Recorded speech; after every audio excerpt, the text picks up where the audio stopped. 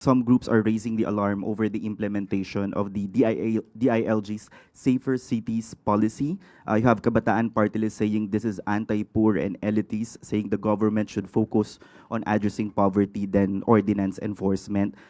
Yung sa 10 p.m. curfew minors, sabi naman po ng grupong Samahan ng Progresibong Kabataan, this may conflict with the Juvenile Justice and Welfare Act na wala raw po dapat penalty ini-impose sa mga bata.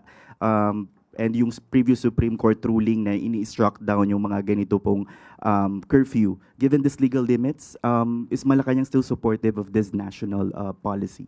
Unang-una po, ito naman matagal na mga ordinansa. Pinapatupad lamang po ng DILG.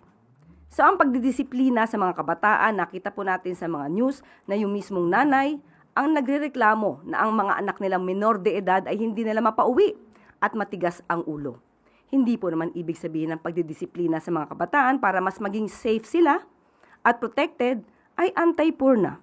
Hindi po lahat ng pagdidisiplina ay sasabihing anti-poor.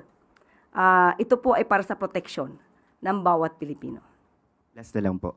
May paalala na lang po bang Malacanang sa law enforcement agencies that baka yung iba po ang tendency is ma-abuse yung power to enforce these ordinances? Sa lahat na ng aabuso, ngayon pa lamang po, isumbong niyo po agad para po maproteksyonan din ang mga inaabuso at mapanagot ang mga otoridad na nang-aabuso ng kanilang kapangyarihan.